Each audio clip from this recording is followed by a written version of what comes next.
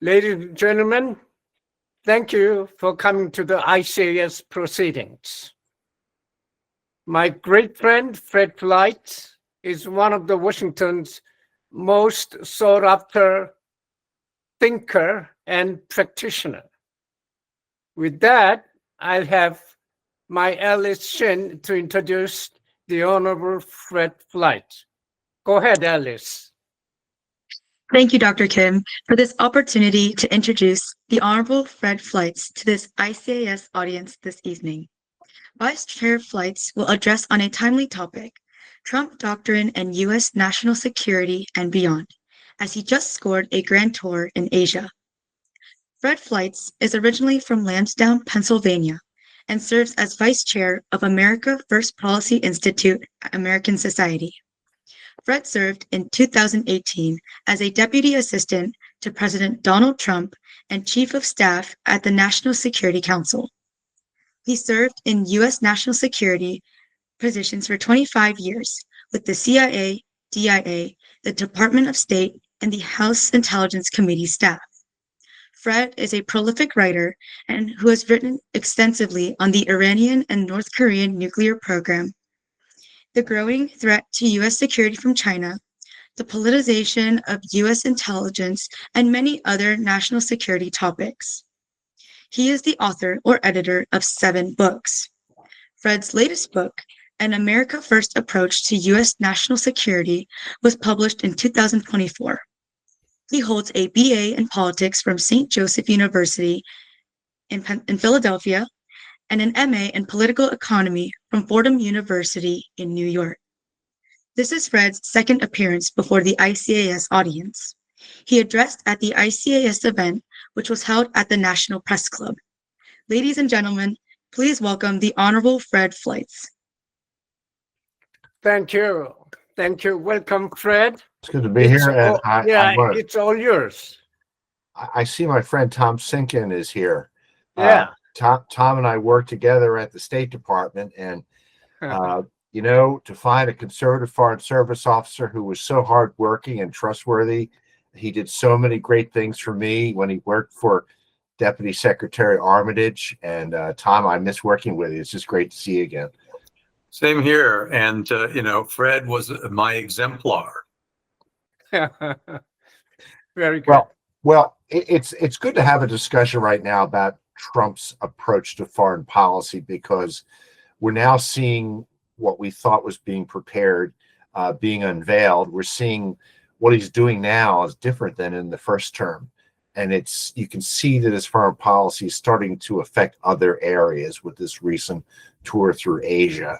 Now, before Trump became president in 2017, everyone thought he was going to be an isolationist. He was going to rush to get us into new wars. We can't trust him with the nuclear button. But it turned out that his approach was very different, and it was certainly unconventional. Now, at my think tank, we've been calling this the America First approach to U.S. national security. But to audiences outside the U.S., it's better, I think, to call this the Trump doctrine. And it involves a strong and competent president with a good foreign policy, a strong military, second to none, a president who's prepared to use military power when necessary, but to use it prudently to keep our country out of new wars. And that's a big focus for Trump. But there are caveats to that, because Trump's prepared to use military force when necessary. And we saw that in the first term when he dropped bombs on Iraq and on Afghanistan. And I think that made a difference in dealing with a number of states. It also means working in alliances and standing with our allies, but also requiring that our allies carry their own weight. Some people have said this means he's going to pull out of Asia, he's going to pull out of NATO. That hasn't proven to be true, but he's prepared to be tough with alliances, particularly with NATO. And that's paid dividends in this administration that I'm going to talk about. It also means that the administration is going to work with multilateral organizations like the UN, but only when it's in our interest. Trump's not going to defer to organizations like the UN, or he's going to pull out of bad treaties like the Paris Climate Accord. If the UN serves our purposes, we're going to work with it, but he's not going to let the UN or European elites make American foreign policy. And we saw the result of that in the first term. I think the Abraham Accords was an example of this. I think American strength and good foreign policy helped get together this incredible agreement that significantly lowered tensions in the Middle East, and basically was an agreement that was so good, although the Biden administration didn't particularly like it, it was able to survive through that administration. We saw it with his negotiations with North Korea, which were certainly unconventional. We had very tough policies in 2017, where Trump promised from the floor of the UN General Assembly to utterly destroy North Korea to continue to threaten U.S. allies. And this was after it tested it did an underground nuclear test with a yield of about 250 kilotons, a huge weapon that frightened the world. Well, the toughness, the tough rhetoric, the threats against North Korea, and very coordinated foreign policy got Kim Jong-un to the negotiating table. It did not yield a result where Kim gave up his nuclear program. He did stop testing missiles for about a year and a half, but he didn't test any long-range missiles until 2022, and it significantly lowered tensions. And I think that if it wasn't for the pandemic, and if Trump had won in 2020, there may have been more progress on that. But we're still trying to piece together how serious North Korea was, why Kim seemed to make agreements when meeting with Trump, but at the working level, nothing really was accomplished. I think Trump had a good working relationship with China and Russia in the first term, and it dealt with his deal maker approach to dealing with the other states. Not that he admires dictators, but that he thinks he has to work with them to get something done. So when it comes to the second term, I think people were expecting similar policies, and they have been similar, but they also reflect a president who had 4 years to think about the successes and failures of the first term. And my organization, the America First Policy Institute, we've been thinking about this too. And we drafted a lot of executive orders. We helped train people to go into the administration. AFPI has sent 80 staff into the Trump administration. And I think that we helped him hit the ground running with a lot of executive orders his first day. I think the biggest change we saw in the second administration was officials who, frankly, are more loyal to Trump. You may remember in the first term, there was a lot of disagreements with H.R. McMaster and Rex Tillerson, John Bolton, Trump firing officials because they were not carrying out his policies. They were feuding with each other. They didn't agree on getting out of the nuclear deal with Iran. Bolton strongly disagreed with Trump's policy on North Korea and Trump meeting with Kim Jong-un. And this simply made it harder for him to make decisions. Expressing an opinion in the Oval Office is one thing, but working against the president behind his back, which I think was being done by several senior officials, that was not good news. So we have a group of people in the second term in foreign policy positions who I think were vetted very carefully by the president, by his team, by his sons, by people who are close to the president. And we have a different process. The National Security Council is much smaller and less influential in this administration. After we saw Michael Waltz removed as National Security Advisor, Secretary Rubio holds both positions, but there's sort of an informal process where Trump is making national security decisions with a small group of people, with Rubio, with the Secretary of Defense, with John Ratcliffe, and a handful of others, the White House Chief of Staff. It's a different process. The interagency that used to be involved with a lot of bureaucracy and vetting options and bringing in lots of interagency meetings. There's really much less of that this time, and there's good and bad about that. The good is that there's fewer leaks. Decisions are made quickly. The president makes it with people he trusts. I do think you need some of this process because a lot of these decisions do need vetting and do need other agencies involved. And I think eventually Trump will name another national security advisor and may build out the NSC a little bit. But you may remember in the first administration, there were a lot of leaks from the NSC. The first impeachment began from some of the NSC. Transcripts of discussions, sensitive discussions, phone discussions Trump had with foreign leaders were leaked. by the NSC, and often these were leaked by government officials who were on detail to the NSC from other agencies. So Trump just became very distrustful of the NSC. I worked in the NSC. I remember some of those leaks, and I just was astonished that for the first time in history, there were people working for the government who thought they had the right to undermine a president with such sensitive information. And since some of these discussions between a foreign leader and the president were very sensitive, it hurt our relationships with these nations. They didn't want these discussions made public. So that was eventually fixed, but it really affected Trump's trust for the government bureaucracy, and hence we've seen changes at the NSC. We've seen big changes in the way these various organizations are being run and with their personnel. It's been really dramatic at the State Department. Tom, as I think you know, there's a whole new wiring diagram. An awful lot of people have been let go. The problem is that they're not bringing in enough Trump people at the lower and mid levels at these agencies, and a reason for that is that there's only so many foreign policy experts around, and they have to get clearances. They have to support Trump's policies. They have to want to work for the government. And I think the Trump administration has discovered finding people like that is harder than they think. So a lot of these positions have been hard to fill. And I'm also sort of perplexed that there's been such a delay in filling ambassadorships. We still don't have an ambassador to South Korea. I don't know who it's going to be. I understand several candidates were put forward. A couple of them either were let go or withdrew. I heard today that there may be a debate between the White House and the State Department on whether it should be a political appointee or a careerist. I think it will be a careerist. I think South Korea is considered by Trump a very crucial post, and he's going to put someone there who he knows, someone who he trusts. George Glass is a friend of President Trump, who is ambassador to Japan. He's a friend of Trump. He lives in Florida. He's a member of Mar-a-Lago. That's the kind of person I think Trump's going to send to Seoul, somebody who he knows intimately, who can pick up the phone and call Trump. And that's going to be good for South Korea. I just think that person needs to be named quickly. So we've seen real differences in the second term Trump doctrine.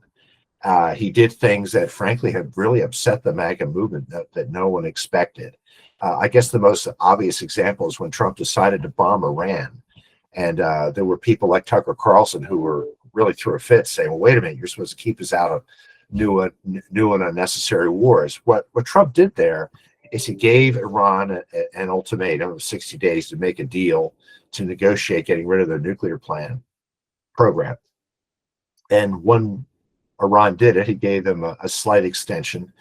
And then he used bunker busters from stealth aircraft to destroy quite a few nuclear facilities in Iran. And when he was asked, well, how's this consistent with America First? He said, well, I came up with the strategy and I decide what's in it. And I believe that the Iranian nuclear program is a serious threat to U.S. national security. So we decided to destroy it. And I think that program's been set back substantially more than experts believe, because it's not, maybe all of the near nuclear weapons grade uranium was not destroyed, but the equipment needed to bring it to weapons grade and to process it into metal to make nuclear weapons, those facilities have been destroyed.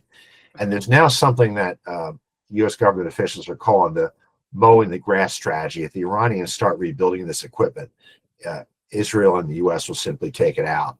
And we saw similar surprises with Trump's policy towards Russia. After Vladimir Putin simply refused to negotiate with him, Trump announced really tough sanctions. He said he would sell weapons to Russia through NATO.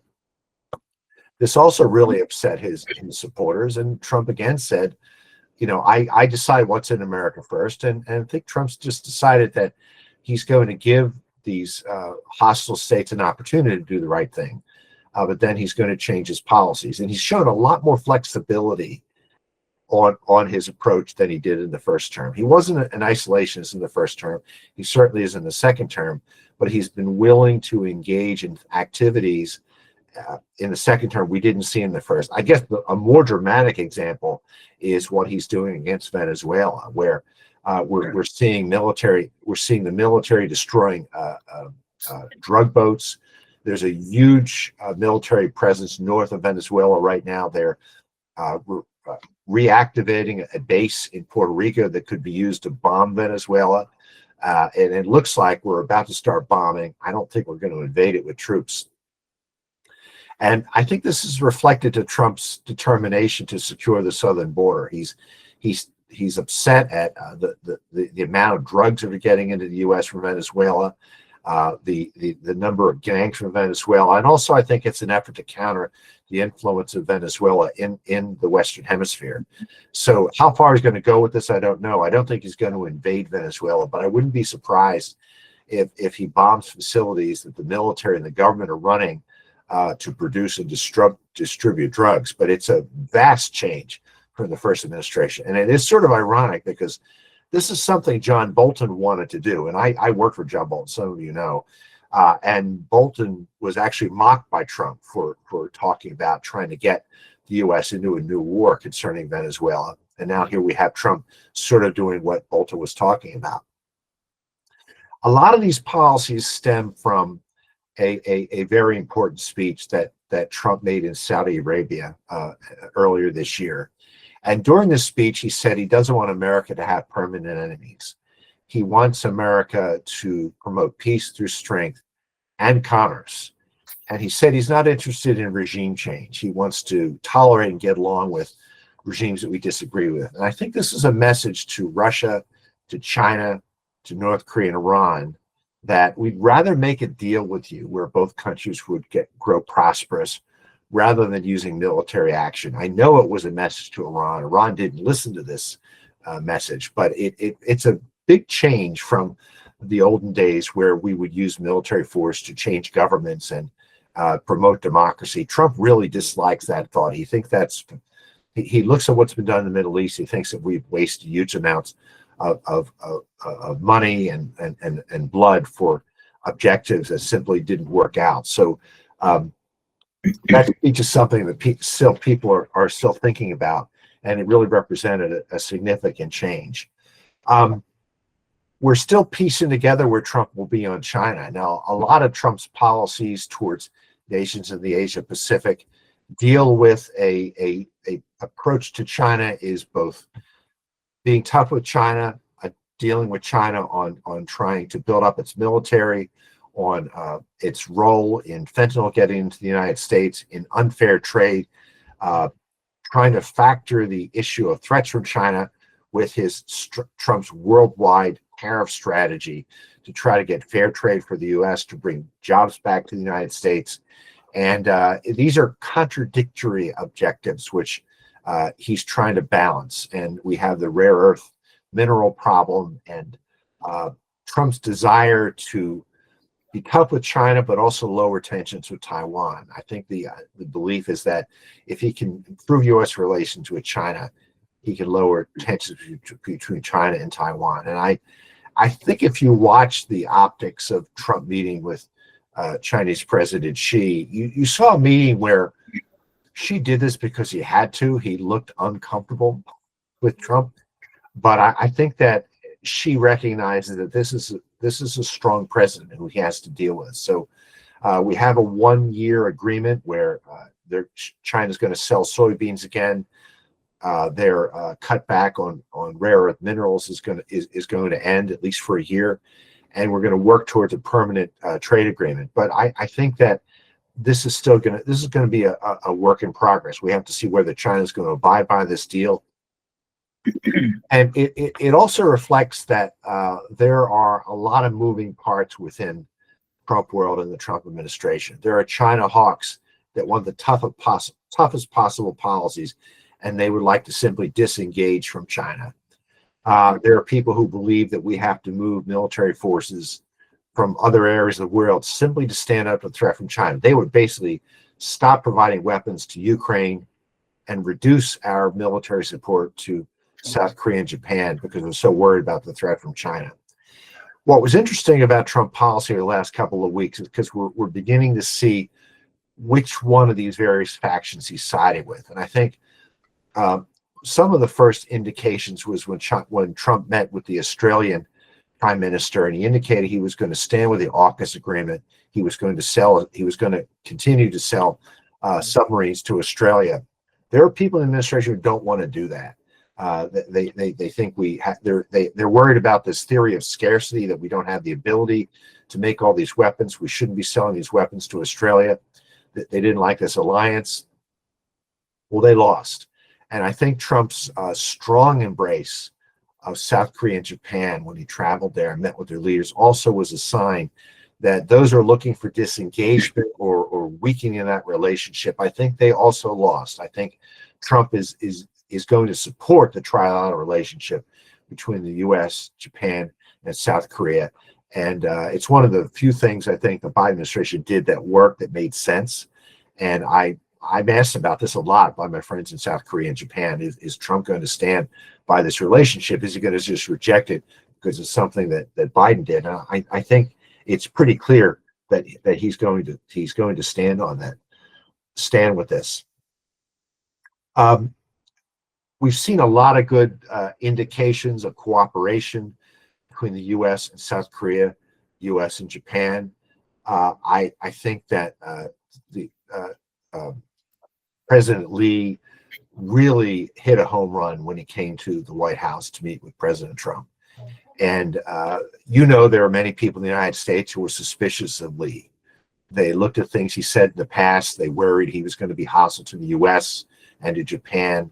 He'd be soft on North Korea. He'd be soft on China.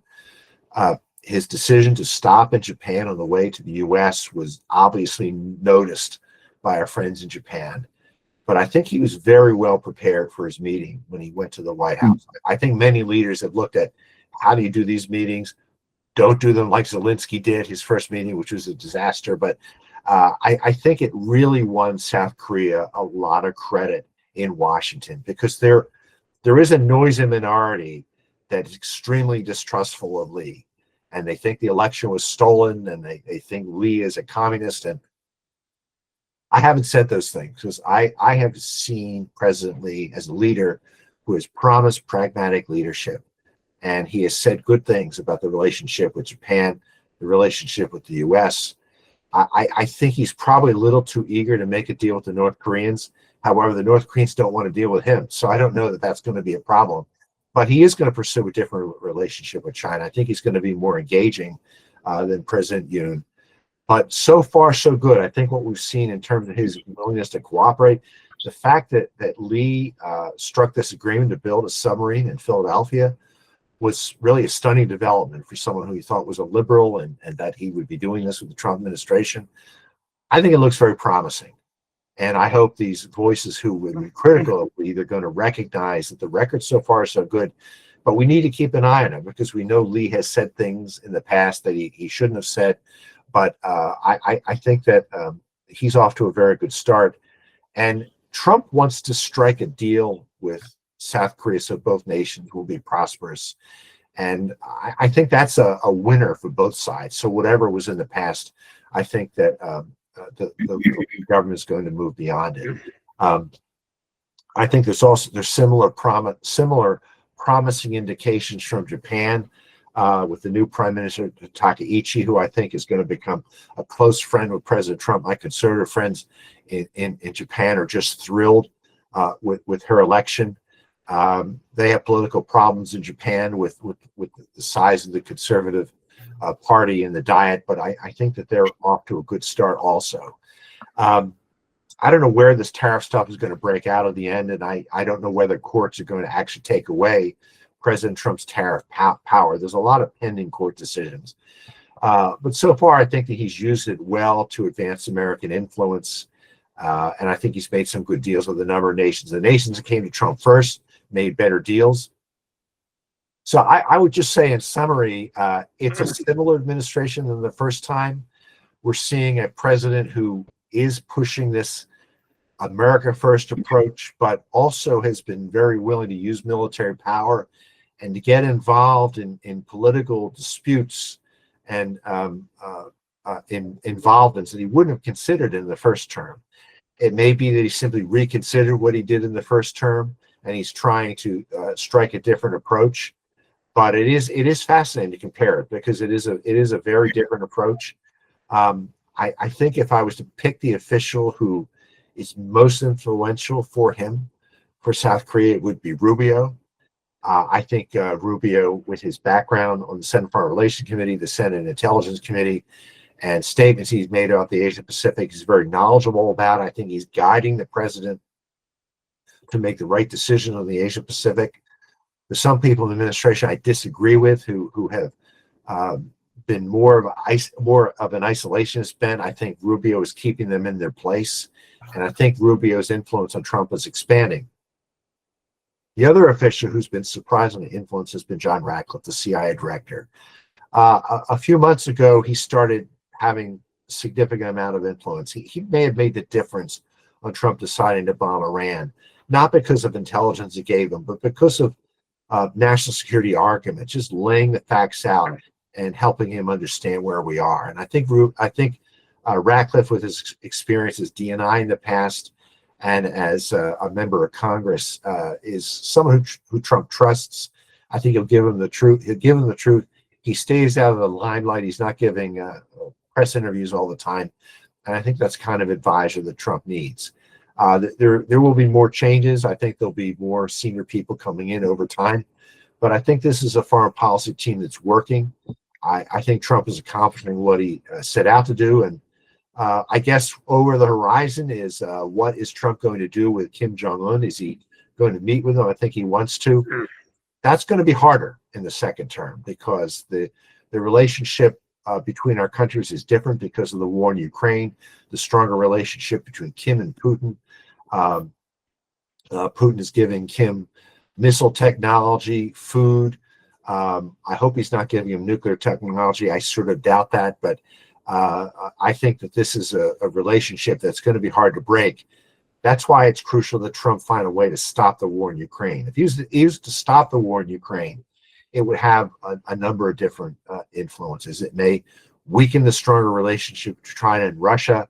It may make this relationship between Russia and North Korea unnecessary, which may mean that North Korea will be more willing to deal with the United States. So that's something Trump's working on. I don't think that a ceasefire in the Ukraine war is in the immediate offing, but it is something Trump's working pretty hard on.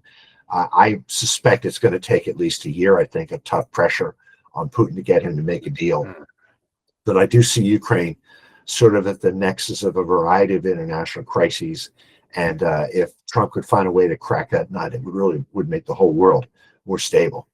So I'm going to stop there, and I'm happy to take your questions. Thank you, Fred. That's a wonderful thesis. Before we get into the Q&A, let me say a few things about ICAS. ICAS is not an agent of any government or foreign principles. There's no foreign funds involved in ICAS activities. That said, Bruce Bennett, go ahead. Bruce. Thank you. Kim Jong-un has been pretty clear that he will not negotiate with President Trump unless Trump drops denuclearization as an objective. Why is it that the U.S. then doesn't take a carrot and stick approach with Kim and insist that North Korea close one or two of his highly enriched uranium facilities and threaten to modernize U.S. nuclear weapons storage in South Korea if Kim refuses? That doesn't put weapons in South Korea. It simply puts pressure on Kim. I think the jury's out on where North Korea really is on this and how the U.S. may be able to convince Kim to make a deal. I think Kim is a vain man who craves the limelight, and that there may be a way with the right interlocutor to get him to come to the negotiating table without preconditions. I don't think we're going to make a deal with him before he meets, but I agree that making a deal with him is hard, and we've had a lot of statements by North Korean officials that they're never going to give up nuclear weapons, and they have preconditions like you just stated. I just think that the Trump administration is going to press hard on this until they get an agreement. And now I know there are efforts underway right now. I know we're talking to Swedish embassy, which represents our interest in North Korea. I suspect we're going through the New York Channel, which is the North Korean mission to the UN in New York, to try to put pressure on them that way. But I don't think that either side has come to the terms of what the talks would involve yet. Any follow-up, Bruce? So you don't take seriously what Kim has said No, because about denuclearization. the North Koreans are always saying crazy things, and I think with the right pressure and with the right negotiators, we could get him to the negotiating table. I don't know that he's going to deal, but we've seen so many threatening statements from Kim and from his sister, based on a whole variety of things. I just think that we need to have some pretty good negotiations at a higher level. Maybe Rubio could meet with his counterpart eventually, see what can be worked out. I think it's possible. Thank you. Tara, go ahead. Hello, Tara. I haven't seen you in a while. Yeah, Tara. Yeah. Hi, Fred. Yes, haven't seen you in a long time. Yeah, so I would like to talk about South Korea's orientation towards China. Now, before I get into the questions, majority of the South Koreans, they are pro-United States, pro-alliance, and the majority are actually against China. In fact, there was some international survey that surveyed different countries, and Korea was #1 in terms of disliking China. So I just want to throw that out there in terms of what people want. But the current administration is taking so many policies and other steps towards orienting South Korea towards China. And I don't have time to list everything, but I'll just mention a few. So one is visa-free entry for Chinese nationals to South Korea, which started about a month ago. And that really, really worried South Koreans for various reasons. But so that goes on for a year. It actually will be longer than the regional election that will be held next year, in which Chinese can vote in regional elections. I mean, not tourists, but the ones with green card equivalents, they can vote, which is another odd thing. You don't have to be US, Iraq citizen to vote, which is really, really odd. But anyway, so we got that.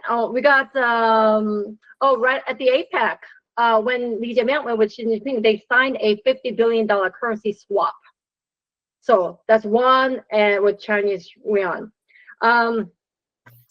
There was less than about a month ago, there was a big fire at the major national data center in Korea. It holds all kinds of information, private information, which is publicly held.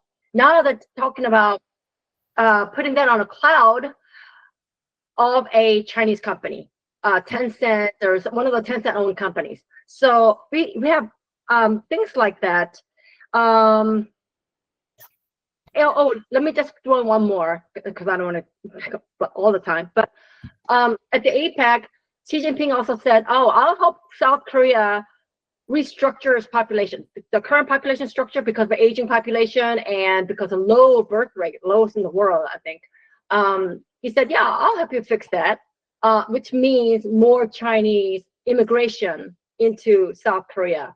And so anyway, South Koreans are very, very concerned about all of these, yet that is what the current administration is doing.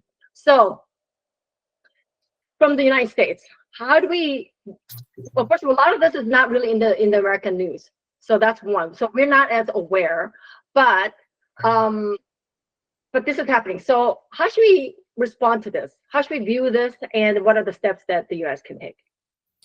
I don't really have a good answer for you. I get tweets about that every day from my conservative friends in South Korea, and I think that there's a good chance that we're seeing efforts to mess with South Korean democracy by this party in power, and they're going to do things like that. I guess my biggest concern is that there has to be a united and influential conservative opposition, which there isn't, and I think there's a lot of reasons for that, but I understand that the PPP has been really divided and isn't a factor right now. It's like the Democratic Party in the U.S. I don't have an answer for how the conservative movement in South Korea can unite and to counter efforts like this that may be affecting South Korean democracy. But I think this is something that the South Koreans have to fix.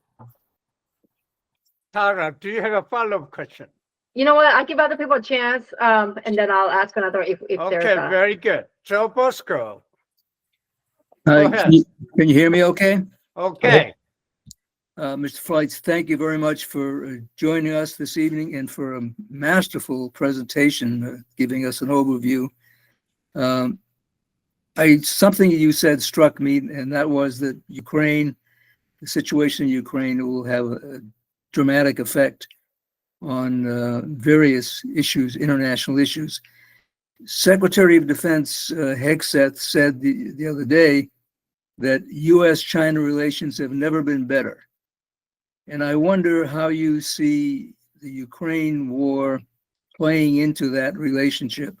Is China happy with the way Trump is handling Ukraine and Russia?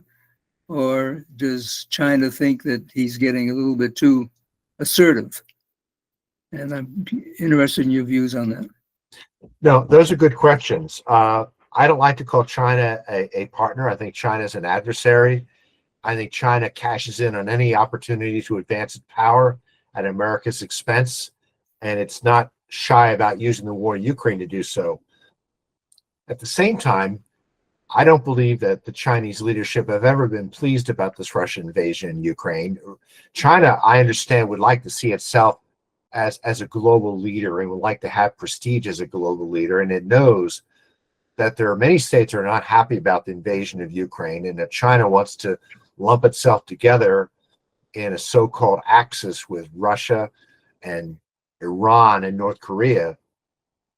It's sort of a dubious distinction to say that that's the alliance they're part of. And I understand that that's why the Chinese government doesn't like that concept.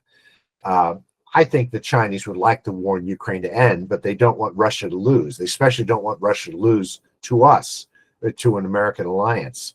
So China's given support to Russia, energy aid, economic aid, maybe parts for aircraft, hasn't given any weapons as far as we know.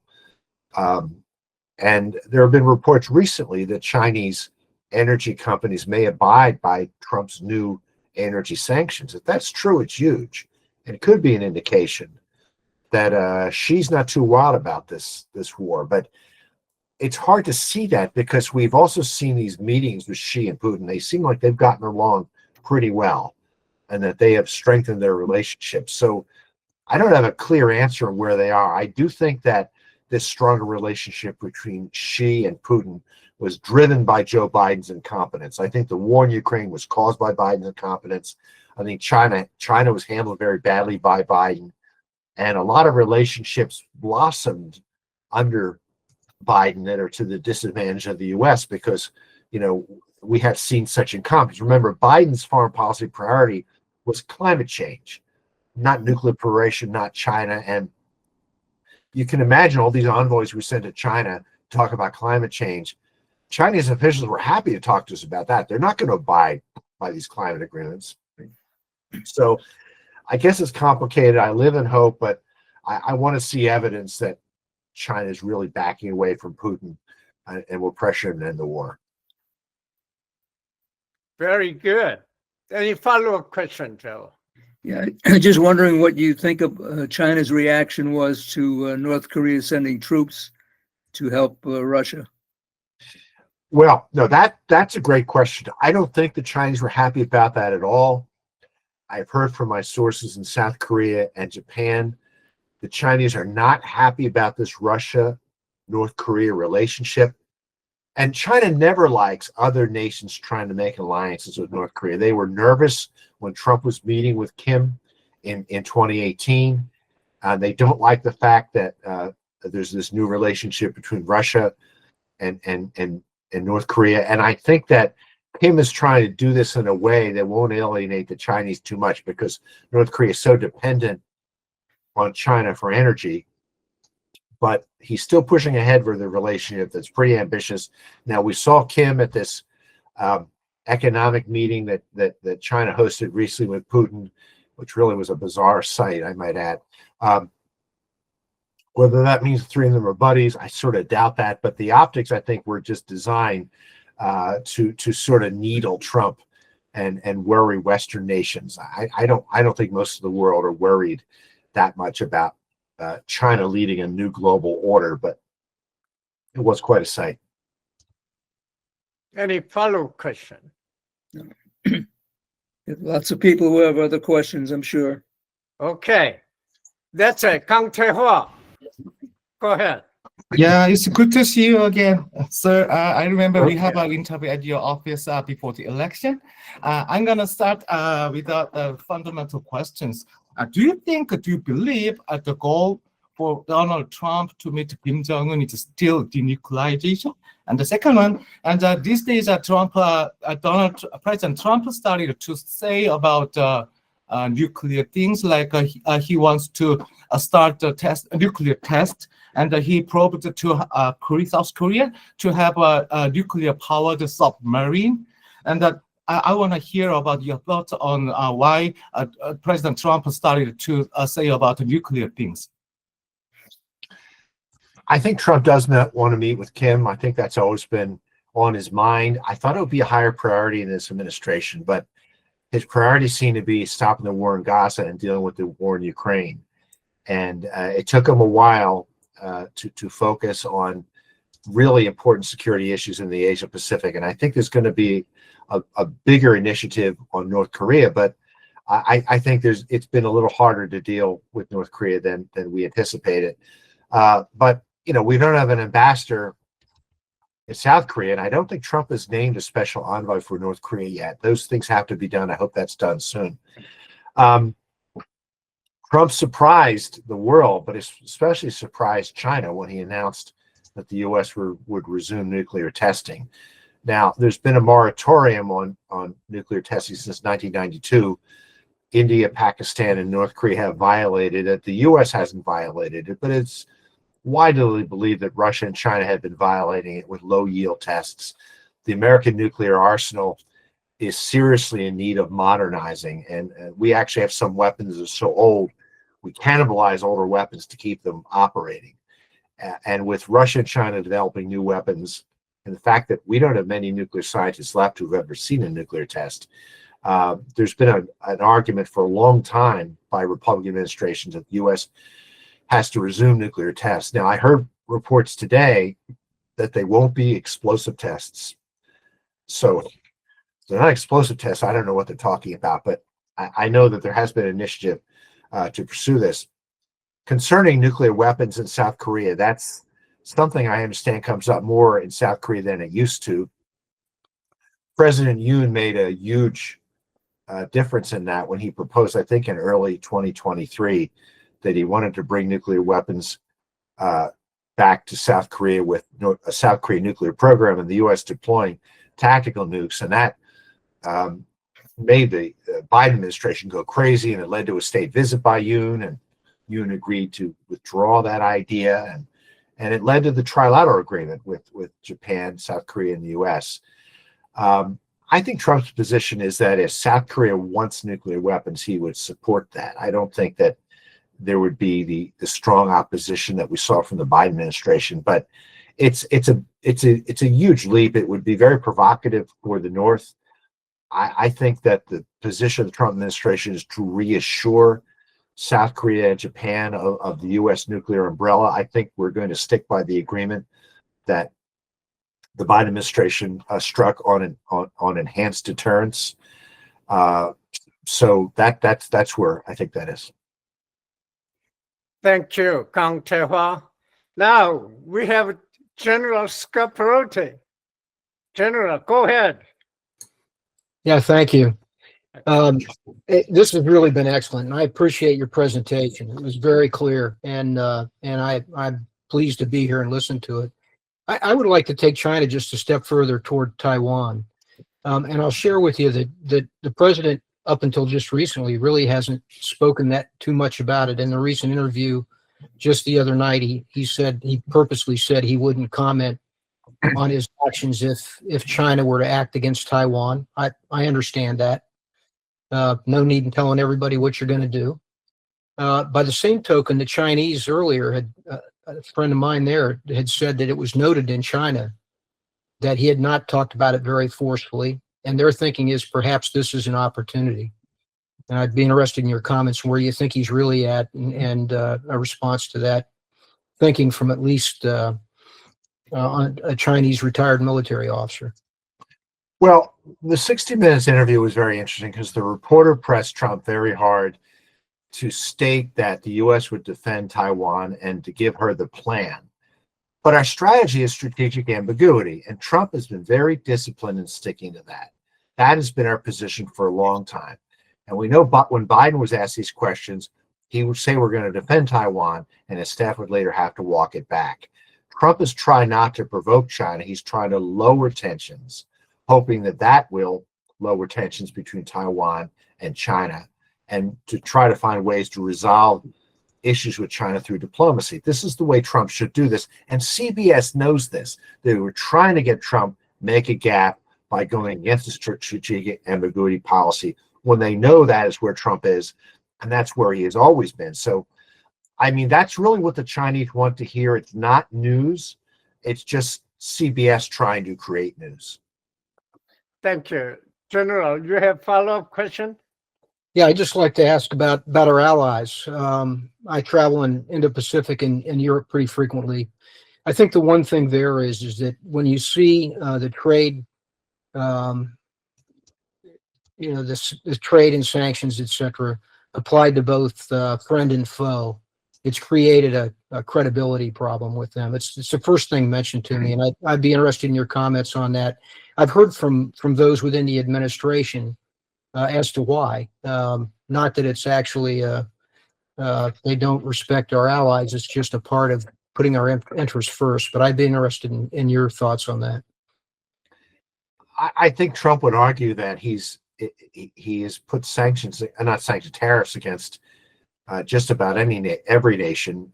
But there's been issues from some of our friends saying that they don't think there should be tariffs against them, and Trump is lowering them. But it's a different approach he's taking to foreign affairs and economic affairs in this administration. I think the predictions that it was really going to hurt our relations with our friends, that hasn't happened. But you can see how our friends are pressing hard to get out from under these tariffs. Thank you. Joe Bosco, would you jump in, Joe? Going back to Ukraine, I really question whether Trump is conveying a consistent message on where he stands on that. As you know, a week or two ago, he said that Ukraine could recover all the territory that Russia had invaded. But then he's backed off that. He's backed off several things relating to Ukraine, and I'm wondering whether China thinks they have a soft touch in Trump this term. Well, I didn't agree with that statement that Ukraine's going to get back all its territory. It's not. And I don't know whether he was trolling Putin or what that was about. Where Trump is right now is that he wants Russia and Ukraine to agree to stop the war along the current battle lines. And I think that is the absolute right approach. My former AFPI colleague, General Keith Kellogg, who is currently the Ukraine Special Envoy, we wrote about that in a paper we put out in the spring of 2024. That's the way to get to a peace settlement. I like to think that's the plan Trump is pursuing. Putin won't agree to that, unfortunately. There's been a lot of arguments that what's going on in Ukraine is giving a green light to China to invade Taiwan. I think there's some truth to that, but that began under the Biden administration. Trump inherited this mess. And I think that they've done some things right. They've done some things wrong. I think there's been a little bit of learning by his negotiating team. I think Rubio is more involved now, and they're taking a more consistent and tough approach to Putin. I think Trump thought this was going to be easier than it is, not realizing that, our relationship with Putin was in pretty bad shape when Trump came in. Biden didn't try to talk to Putin at all. All he did was demonize Putin. He called Putin a dictator. He compared Putin to Hamas. So this helped drive Putin into the arms of China. And then when Trump came in, we had a lot of work to do, assuming that there was a way to reason with Putin, because his reasons for invading Ukraine are really not rational. They deal with his belief that Ukraine is not a real nation. The Ukrainian people aren't a real people. They have to be part of Russia, and it's hard to negotiate with someone who has positions that don't make any sense. That's why I believe it's going to take substantial pain on the Russian people to get Putin to negotiate. But I agree with you. There's been some statements that Trump has said from time to time on this that I think he had to back away from. But right now, I think the position is right. Very good. Thank you. Jung-Soo, go ahead. Thank you, Dr. Kim. You mentioned that the President Trump disliked regime changes, but what he's doing with Venezuela, so far 15 boats being bombed, but there were fishing boats that could not possibly reach Florida. If they tried, it would require like 40 refueling, but nonetheless, they were bombed. So isn't President Trump pursuing regime change in Venezuela? And that idea was driven by Secretary Marco Rubio. Well, I understand that these boats they could reach the U.S. You may know something I don't know. I haven't been following them that closely. I think there's a lot of reasons that Trump is pursuing a tough policy against Venezuela. It has to do with the drugs coming into the country, the gangs coming into the country, and his concern about the influence of Venezuela and Colombia on South and Central America. And certainly he is sending a signal to the region that America is not going to allow Venezuela's influence to affect regional states. I don't think Trump is going to invade Venezuela. And I don't think Maduro can be easily overthrown. These threats to Maduro aren't going to work because Maduro has basically executed anyone who could possibly threaten him. He has a corrupt group of military officers who support him. There's also Cuban military officers and intelligence officers. This is not a leader who's going to go anywhere unless we go in and kill him. And I don't think I don't think Trump is going to do that. So we'll have to see. Is this some type of symbolism or pressure on the country and the region? I don't know. I'm still trying to figure out where this is going, to be honest. Thank you. David Lee, go ahead. David. Hi. Okay. So we've seen over the past month and a half many worrying actions coming out of the Trump administration. For example, like we've talked about, in Venezuela, Trump announced to national media that CIA operations were occurring in the country. Maduro's statement on their capture notwithstanding. And then we have military strikes against what the administration claims to be drug boats without any tangible information that would suggest legitimate legal backing, both domestically and internationally. And of course, effectively every study, including from Harvard, Yale, and very recently from the Bank of America, have all concluded that Trump's tariffs have increased prices and negatively affected Americans. So you mentioned in your opening statement that Trump has become less trustful of government bureaucracy due to how his first term went. But could it not be argued that events over the past month and beyond illustrate exactly why the bureaucracy is there? I feel like many would argue, especially in Congress, that the state of the Trump administration's foreign policy is worse off now than it was during his first term. So my question is, what do you envision the change or improve in the course of Trump's foreign policy once a presumably more Trump loyal and bureaucracy bypassing admin consolidates? I think a different way to look at this is to ask the question, why has so much been done so fast in this year? I think you and I might agree. There's been an enormous number of developments, enormous number of initiatives and moves by this president. And I think that's because this is a president who thinks he's running out of time, that he may lose Congress next year, so he has a narrow window to get things done. That's why we had such a rash of initiatives in a short amount of time. And also it was a president who had 4 years to think about his first term and came in with a lot of things he wanted to do very quickly. I'm not aware that the tariffs are hurting the U.S. economy. I guess there's some economists who believe that. I think economists are a dime a dozen, but I think the economy is doing pretty well. I know my 401k has surged this week, and I think that is in part because of Trump's leadership. As I said, I don't know where the Venezuela issue is going. I think it's complicated. I don't have a good answer for you on that. I'm not an expert on that conflict. I'm trying to figure it out. I think that there is an issue on where the War Powers Act comes in for this. And there's a debate on that right now. If the president decides to take out boats that he says are transporting drugs and says that this is a police action or this is countering drug trafficking, that is probably not covered by the War Powers Act. But if he starts bombing drug facilities in Venezuela, it probably is. Is he going to do that? I don't know. So there's a lot of unknowns right here. But I think that Trump had a lot to fix from the last administration. I think he's fixed it to a great degree. If you saw the way he was received in his when he went to the APEC summit, when he went to ASEAN, the reception he got in his trips to Europe, I think this is a leader who's doing well by reestablishing American leadership and getting things done. Not everyone likes him. Not everything he does is going to work, but so far I think it's been a pretty successful second term. Very good. Thank you, David. MK. Do you hear me? Yeah, okay, now go ahead. Okay. Sorry for that. You said that President Trump has said yes for South Korea to have a nuclear submarine, and you said that President Trump is kind of supportive for South Korea to have nuclear weapons. Do you think he is going to have the same stance towards Japan if it pursues that way? I do. I think the chances of Japan getting nuclear weapons are extremely low, though, because of opposition in Japan.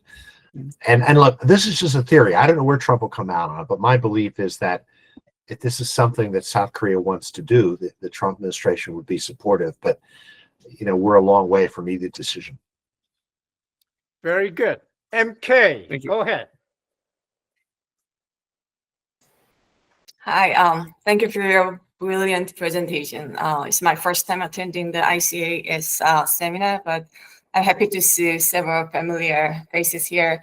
I'm Minjung Kim, head of a research center at the Institute for National Security Strategy in Seoul. My question builds on the Venezuela issue mentioned a moment ago. Will the U.S. invite South Korea to join its MAGA geopolitics priorities, starting with religious freedom and joint counter-narcotics? President Trump has warned about possible military action over the killing of Christians in Nigeria and is confronting the Maduro regime's drug cartel in Venezuela. The administration appears to pursue this moral mission mainly through bilateral cooperation. In this effort, guided by American values and interests, does the United States plan to work with the Korean government? Our republic began with prayer in its first National Assembly, and we sent the world's second most missionaries over after the United States. And we also face a growing drug threat from China. Is the United States prepared to leverage the U.S.-ROC alliance for a targeted initiative on religious freedom, joint counter-narcotics operations, and coordinated sanctions and law enforcement cooperation? I know this is not just about religion or values, and this is exactly what it matters more. President Trump's warning over Nigeria reflected a MAGA geopolitics approach, using the language of moral mission to justify and advance U.S. strategic objectives. Korea, with alliance readiness and rule of law capacity and proven sanctions and international cooperation, is the ideal partner for this agenda. I'm just wondering, how do you see this? Thank you. Sadly, I think the focus is really on trade and security. I don't think there's going to be an effort on the issues you mentioned until we get an ambassador. This is the kind of thing that the South Korean government and think tanks like yours will have to weigh in with their new ambassador and get this message to Trump to say there are other issues that you need to be focusing on. But Trump's pretty focused on economics and security. It isn't that he won't focus on these other issues, and they may have come up when he was in Seoul, but we're going to need another interlocutor, and I'm not aware that that's something that the administration is focusing on, at least not so far. Thank you, Fred. Tom Sinkin, go ahead. Tom?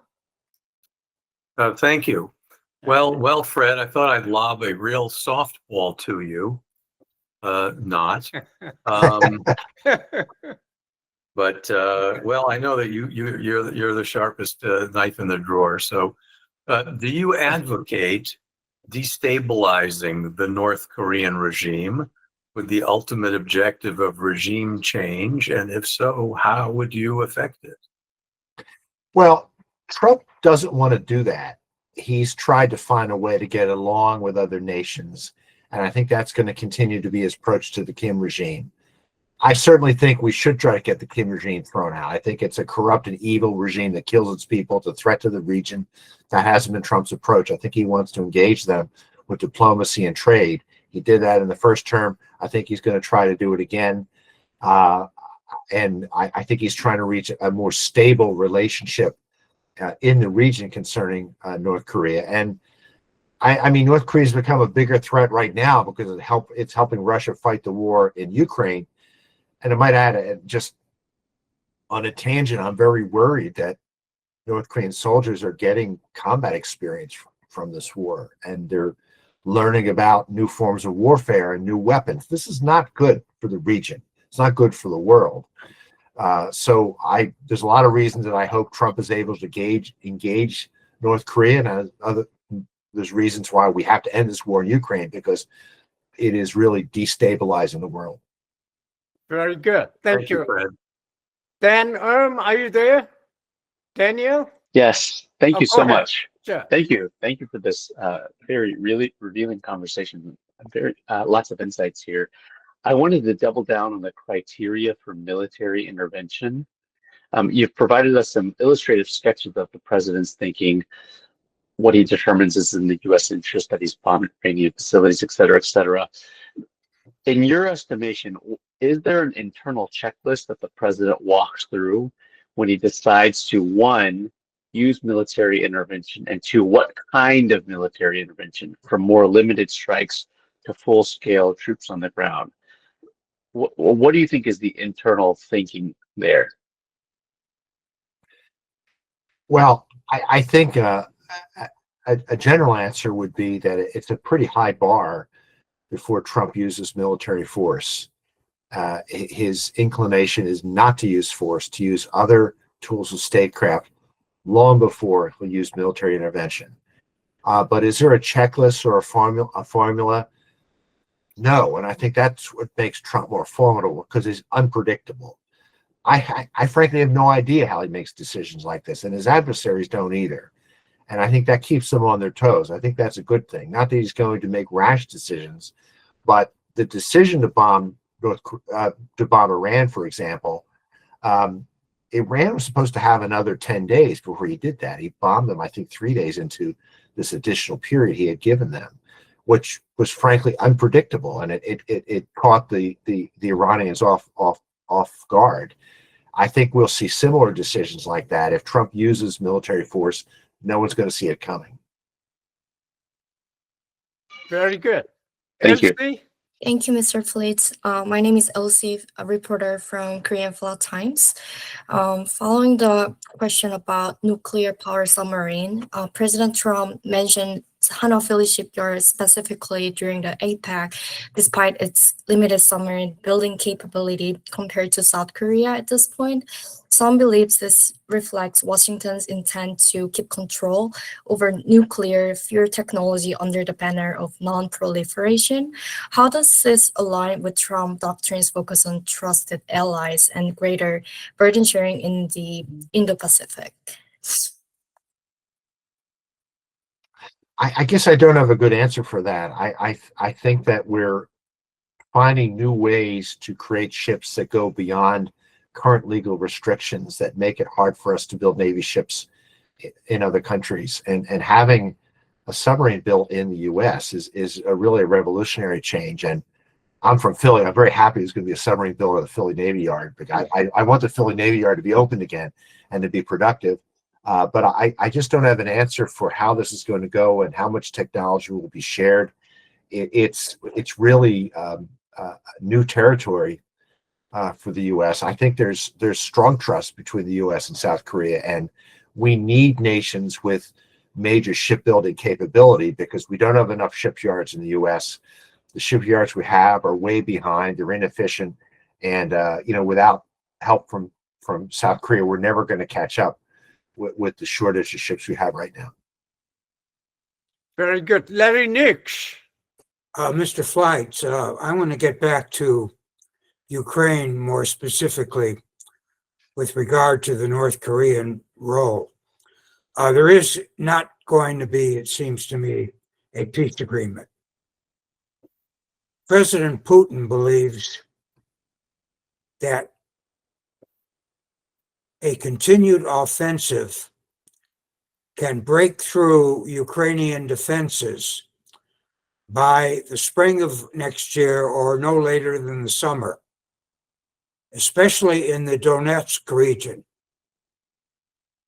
Because if he can do that, if the Russians can do that, it's completely open country west of the Ukrainian defenses all the way to Kiev. North Korean troops, which basically spearheaded Russia's recovery and takeback of the Kursk region,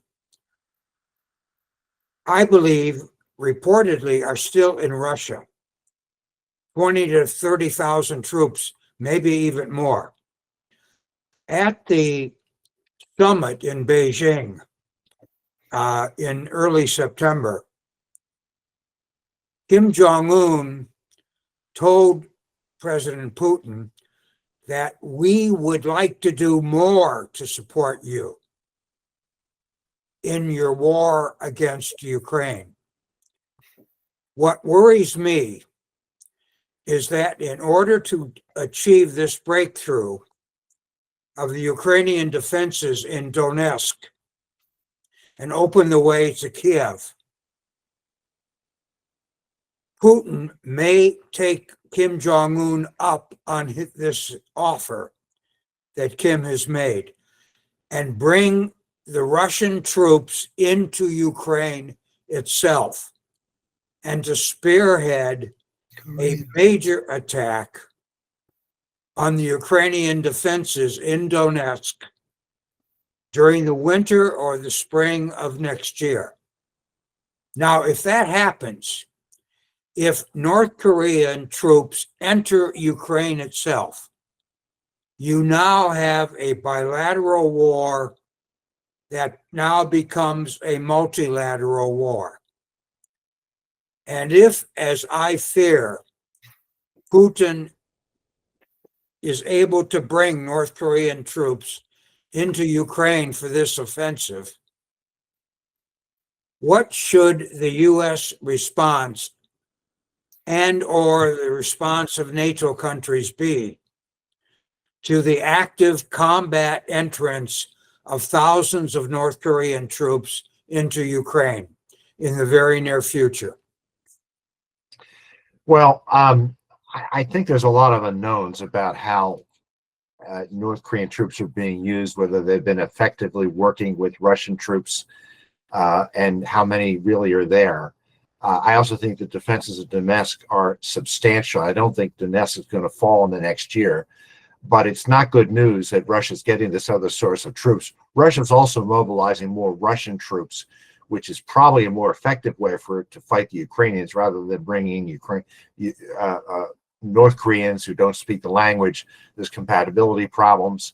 But I mean, my concern about North Korea. They were effective in Kursk, however. I don't know that. Maybe you're right. I don't know that. But what I'm more concerned is that North Korean troops are getting battle experience. They're getting experience using advanced weapons. That could embolden Kim to do acts of aggression in the Asia Pacific that he might not have done otherwise. But I mean, you might be right about this. I haven't heard that. I think that eventually Ukraine is going to lose this war. I think it's a war of attrition, and eventually Russia's going to do what the Russians and Soviets have done forever. They'll take outrageous losses and they will simply grind through soldiers until they get their objective. And I think that is coming one day in this war. I don't think it's next year, but I do think it's coming. I don't think the Ukrainians are prepared to admit that. They can't hold out forever. They have real problems with manpower, and these problems are going to get worse. And so, we talk about giving more powerful weapons to Ukraine and weapons that can fire further, maybe Tomahawks. In the end, that's not going to save Ukraine. The day is coming where they're going to lose. I just don't think it's in the next year. Maybe you have better information than I do. I think it's crucial we find a way to pressure Putin to end this war. And there has to be severe pressure on him to do that. He doesn't think he's going to lose. And I think you and I agree on that. Very good. Seung Park from Seoul. Well, thank you. Good to see you again. Right. Okay. And, first thing, I also want to go back to the Ukraine matters. I'm sure Mr. President Trump want to stop the war. What is your feeling? It's a European country want to use frozen money, $300 billion, Russians frozen money, $300 billion. Do they want to use that for helping Ukraine or not? Or what is your opinion? But emotional attitude from European countries? I think Russian assets worldwide should be seized and should be used to buy weapons for Ukraine and to rebuild Ukraine. The Europeans are afraid to do that because they're worried about the precedent for the world financial system and the banking system, and that was done. But I think what Putin has done is such a gross violation of international law in Ukraine. All of Russia's assets should be seized. Any follow-up, Seung? That's okay. Thank you. Very good. Larry, do you have a follow-up question? Larry Nix. No, Sangju, I'm good. Very good. Joe Bosco. No, I think we've been treated to a real tour de force. Very good. Elsie Shin, do you have a follow-up question? No, thank you, Dr. Kim. Okay. Tom Sinkin. He's the sharpest knife in the drawer. No, it's Fred who's the sharpest knife in the drawer. Yeah. And he wielded that knife very effectively. Okay, very good. Jung-soo, go ahead. Since we have 2 minutes, perhaps I could raise this question. Do you think the President Trump is successful in his diplomacy with regard to Gaza? I think the Israelis are still bombing Gaza, and in the summit with the President Xi, President Trump did not achieve the main objective, namely blocking India and China from getting oil from Russia. So given these two major areas, do you think President Trump is doing a good job in terms of foreign policy? Well, I'm glad you mentioned Gaza. Trump has a 20-point plan, and many of the points have not been implemented yet. But the main purpose of the plan was to get the living hostages out. The Trump administration and the Israelis realized Hamas may never cooperate with the rest of the plan. The ceasefire is arguably in place right now. It's sort of hard to see that, but the Palestinians supposedly are providing bodies of dead hostages. There's an intensive effort to deploy an international security force to try to demilitarize Gaza, get Hamas to give up its weapons. We're a long way to doing that. But it did achieve its main objective, and it got a ceasefire in place. These are two pretty significant achievements no one thought was possible. It may be that this is going to collapse, but I think Trump got this because he wasn't just tough on Hamas, he was tough on Israel. He said to Israel, you have to agree for a role for the Palestinian Authority in Gaza after they reform. You have to agree to a pathway for a Palestinian state after the Palestinians reform. Those were tough compromises for the Israelis, but it got together a remarkable coalition. And I think it's going to have an effect with Russia, with China, with North Korea, because it showed Trump can be a trusted intermediary. You can deal with him. I hope Kim sees that. I hope China sees that. I think the Indians will back away from buying oil from Russia. And look, if these Chinese energy firms are going to honor Trump's oil sanctions, that would be a huge win. I'm a little skeptical that's going to happen. That's what press reports said last week. If that's the case, it could indicate that China really does want this war in Ukraine to end, that they're a little embarrassed by it. I hope that's where she is. I live in hope, but I haven't seen proof of that yet. Very good. Ladies and gentlemen, the session is over. Fred, this is a great evening. Tom, we love your expression of Fred, the sharpest knife in the drawer. Thank you very much. The meeting is adjourned. Fred, we'll get back to you. Okay, thank you. Thank you very much. Thanks so much. Thank you. So long.